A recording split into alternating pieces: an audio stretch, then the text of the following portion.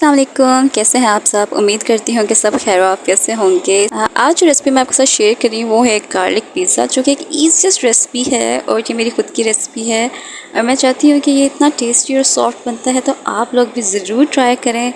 T time के लिए ये बिल्कुल बेस्ट है, बच्चे भी शौक़ से खाएंगे और कहेंगे कि मम्मा हमें फिर यही वाला पिज़्ज़ा खाना है।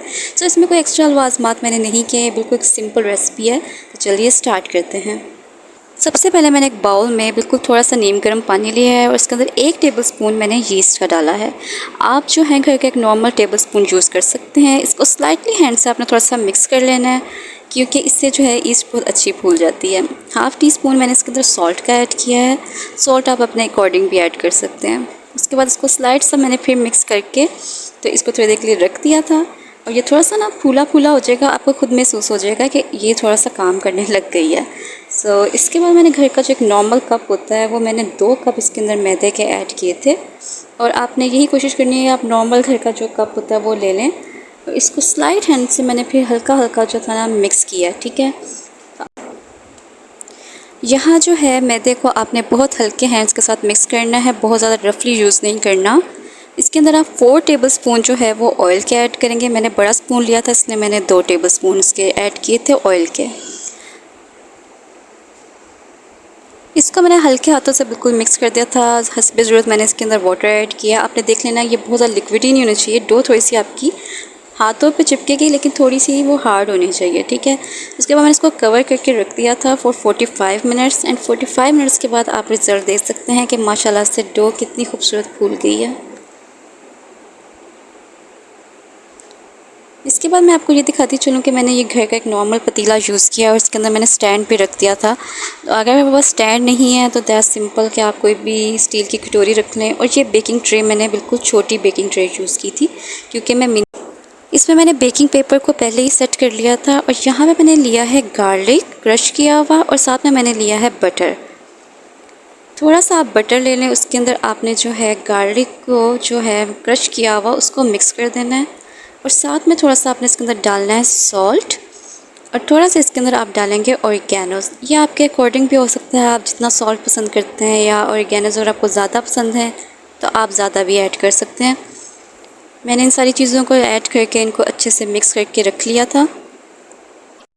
यहाँ पे आप डो देख सकते हैं कितनी अच्छी सेट हो गई है और हार्ड भी हो गई है। तो मैंने इसको 2 पीसेस में कर लिया था क्योंकि मैंने यहाँ पे 2 मिनी पिज़्ज़ाज़ की ये रेसिपी आपके साथ शेयर की है। इसके बाद मैंने इसको अच्छे तरीके से बेकिंग ट्रे के अंदर सेट कर लिया था। सारा बैटर जो है इसको अच्छे तरीके से हम सेट कर देंगे इसके ऊपर और आप इसको बिल्कुल इजी होके बनाएं, कोई टेंशन की बात नहीं है। रेसिपीज़ जो हैं अक्सर ख़राब भी हो जाती हैं बट ज़ाहिर है हर चीज़ को दोबारा ट्राई करने से ही वो रेसिपीज़ अच्छी होती हैं। ट्राई करते रहें, लेकिन ये रेसिपी इतनी इजी और इतने अच्छे तरीके से बनी गई है कि आई थिंक सो ये फ़र्स्ट टाइम में ही बहुत अच्छा इसका रिज़ल्ट आएगा इंशाल्लाह ताला। यहाँ मैंने इसके ऊपर चिली गार्लिक सॉस डाला था क्योंकि मेरा दिल कर रहा था कि थोड़ा सा ये स्पाइसी भी हो ताकि बच्चों के साथ हम भी थोड़ा खा सकें। थोड़ा सा मैंने बस ऐड किया था, ज़्यादा ऐड नहीं किया था। वो भी इसलिए क्योंकि इससे थोड़ा सा कलर भी अच्छा हो जाता है पिज़्ज़े का। और यहाँ पे मैंने जो चीज़ यूज़ की है वो मैंने चेडर चीज़ यूज़ की है। चीज़ आप जो भी आपको पसंद है आप उसके अकॉर्डिंगली आप वो चीज़ यूज़ कर सकते हैं, किसी भी ब्रांड की जो आपको सूटेबल है। मैंने यहाँ पे चेडर चीज़ को अच्छे तरीके से इसके ऊपर फैला दिया था क्योंकि चीज़ जो होती है वो पिज़्ज़े में ज़्यादा अच्छी लगती है और बच्चे भी ज़्यादा शौक़ से चीज़ खाते हैं। यहाँ पे मैंने इसके ऊपर भी थोड़े से ऑरिगेनोस ऐड किए थे। उसके बाद मैंने नॉर्मल पतीले में इसको बेक होने के लिए रख दिया था और यहाँ पे चीज़ जो है वो अच्छी खासी मेल्ट होना स्टार्ट हो गई है।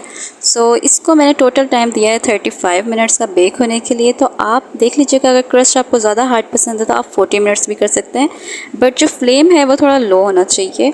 और ये माशाल्लाह बहुत टेस्टी बना और इसके अंदर जो एक सॉफ्टनेस आ रही थी वो बहुत अच्छी थी। कोई एक्स्ट्रा देख लें मैंने चीज़ें या टॉपिंग्स ऐड नहीं की हैं क्योंकि मुझे ज़्यादा चीज़ें पसंद नहीं हैं और चीज़ माशाल्लाह बहुत अच्छे से मेल्ट हो गई हुई थी। ये इसकी फ़ाइनल लुक है। अगर आपको पसंद आया हुआ तो प्लीज़ ज़रूर ट्राई कीजिएगा और मुझे कमेंट सेक्शन में ज़रूर बताइएगा कि आपको ये पिज़्ज़ा कैसा लगा। Thank you. अल्लाह हाफ़िज़।